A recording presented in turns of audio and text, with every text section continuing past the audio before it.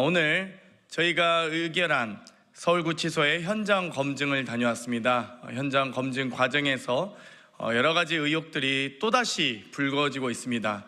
이와 같은 사실관계를 확인하기 위해서 보다 더 면밀한 조사가 필요하겠다라는 결실을 얻어왔습니다. 기자회견에 앞서서 먼저 참석하신 분들 소개해 올리도록 하겠습니다. 이성윤 의원님 참석하셨습니다. 서영교 의원님 참석하셨습니다. 전현희 최고위원님 참석하셨습니다. 조국혁신당 박은정 의원님 참석하셨습니다.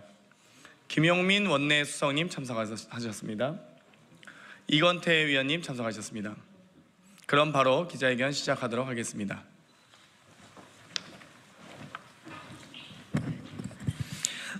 오늘 민주당 법사위는 장시호의 출장 기록을 확인하기 위해서 서울구치소를 방문했습니다. 먼저 출정 기록은 국회 증감법 제3조, 제4조 군사외교 대북관계에 관한 사안에 대해서만 장관이 소명할 때만 제출을 거부할 수 있도록 규정하고 있습니다. 그러나 법무부는 이를 위반한 채 개인정보를 이유로 제출하고 있지 않습니다. 장시호의 출정 기록은 민주당, 조국혁신당 법사위원들이 여러 차례 위원회의 의결을 거쳐서 요구한 자료임에도 불구하고 이렇게 현장 검증까지 이어지게 한 법무부의 위법적인 행태에 대해서 강하게 경고하며 법적인 조치가 뒤따를 것임을 경고합니다. 장시호 법정 구속 전후 50일에 17회 검찰 출정 자체가 상식적이지 않고 이 출정 과정에서 기록되지 않은 출정 또는 검사와의 만남이 가능한 검찰 출정 시스템의 허점이 이번 현장 검사에서 여실히 드러났습니다. 구치소 검증에서 확인한 세부 사항을 말씀드리겠습니다. 첫째, 2018년 2월 11일 장시호 아들의 생일날 장시호가 특검 1112호에 출정한 기록을 확인했습니다. 이는 정다은 증인이 생일 파티 사진을 보았다라는 증언의 신빙성을 더하는 기록입니다.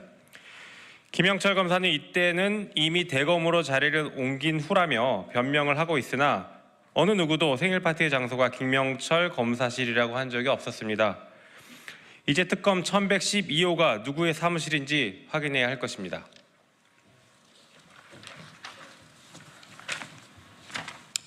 둘째, 2017년 12월 6일 그날 재판은 14시에서 14시 40분까지였고 서울구치소 기록에는 16시 05분 법정 구속이라고 기재되어 있었습니다.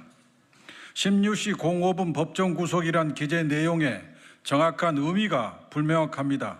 이 시간이 수감 시간을 말한다 하더라도 법정 구속과 수감 시간 사이에 약 1시간 간격이 있습니다.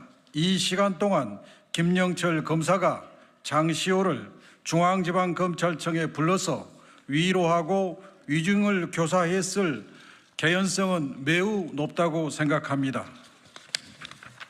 셋째, 어처구니 없는 구치소의 기록 관리입니다. 출정 기록이라며 보여준 자료에는 검사 또는 법원에서 출정을 요청한 시간만 나와 있을 뿐 실제로 언제 출정을 나가고 언제 돌아왔는지는 전혀 확인할 수 없었습니다. 심지어 장시호가 법정 구속당한 2017년 12월 6일 입감 기록을 확인하기 위해 구치소 측에 여러 자료를 요구하였으나 정확한 입감 시간을 알 수 없었습니다.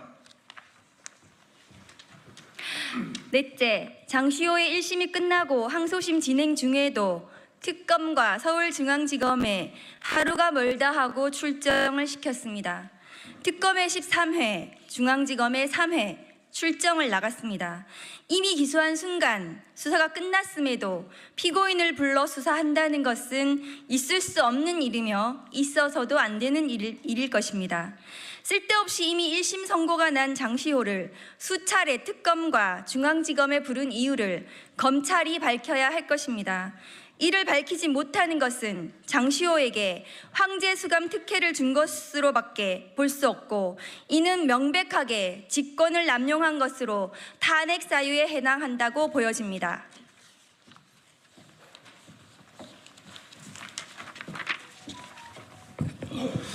마무리 말씀드립니다. 손바닥으로 하늘을 가린다고 하늘이 가려 사라지지 않습니다. 마찬가지로 진실은 윤석열 정권이 감춘다고 감출 수는 없습니다. 오히려 드러나는 진실과 민심의 파도를 윤석열 검찰 정권만 모르고 있을 뿐입니다. 민주당과 조국혁신당은 진실을 찾는 과정이 아무리 험난하다 하더라도 국민만 믿고 나가겠습니다. 2024년 8월 19일 국회 법제사법위원회 더불어민주당 조국혁신당 의원 일동. 네, 말씀 중에 박건태 위원님 참석하셨습니다. 예, 기자회견문 낭독은 끝났는데요. 우리 서영교 의원께서 마무리 보충 설명 드리겠습니다. 저희가 끝내는 서울구치소까지 다녀오는 일이 벌어졌습니다. 서울구치소 갔다 왔더니 정확한 것은 특검에 장시호가 조사를 받으러 간 게 약 68회 정도 된다는 겁니다. 국민 여러분, 이해가 가십니까? 아무리 그래도 이해가 가십니까? 장시호가 68회, 50일에 그리고 17번 해서 68회 정도 출정을 했습니다. 이것은 뒷거래가 있지 않고는 있기 어려운 내용이다라고 하는 것이 많은 사람들의 의견입니다. 너무나 많은 출정이 의혹을 사고 있습니다. 그리고 오늘 받았던 자료에 의하면 2월 11일 장시호 아들 생일입니까? 그날 그 장시호가 출정했다라고 하는 기록이 나와 있습니다. 그리고 김영철은 2월 5일 날 자기는 다른 곳으로 갔습니다라고 얘기하는데요. 2월 5일 직전인 2월 4일에도 장시호가 특검에 갔었던 기록이 오늘 확인되었습니다. 그리고 저희가 확인하는 과정에서 좀 특이한 게 있었습니다. 김영철이 장시호를 부른 2017년 2월 10일입니다. 2월 10일 날 수사 기록에는 밤 9시 10분에 검찰의 특검에 도착했다고 되어 있음에도 불구하고 오늘 기록에는 2월 10일 7시 45분에 특검으로 데려다 달라라고 했다고 기록이 나와 있습니다. 이것은 앞뒤가 맞지 않습니다. 특검에서 요구하기를 19시 45분에 불러달라라고 이야기를 했으면 보통 그 전에 가는 게 맞음에도 불구하고 검찰 수사 기록에는 밤 9시 10분에 도착했다 이렇게 나와 있습니다. 무엇인가 맞지 않습니다. 그리고 오늘 정다은이라고 하는 증인이 장시호와 함께 서울구치소에 있었다는 것이 확인되었습니다. 그 과정에서 검사는 피의자와 사적인 관계를 맺으면 안 됩니다. 그런데 사적인 관계의 내용이 청문회 과정에서 모두 드러났습니다.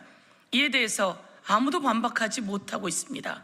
오빠라고 부르면서 오케이라고 답했던 그 문자, 그리고 공유 숙박시설에 같이 있었다고 했던 그 내용, 이것에 대해서 반박하지 못하고 있습니다.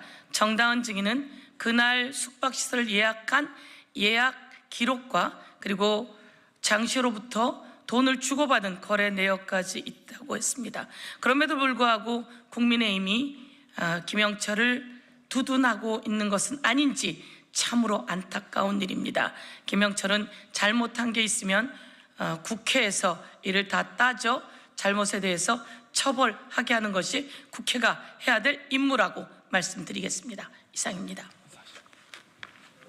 예, 이상으로 저희 더불어민주당 그리고 조국혁신당 기자회견을 마치도록 하겠습니다. 감사합니다. 스픽스는 말하는 언론입니다. 대세는 유튜브, 그중에서 스픽스. 좋아요, 댓글, 구독, 알림 설정. 여러분이 저희를 사랑해 주시고 우리가 여러분을 사랑하는 4가지 방법입니다.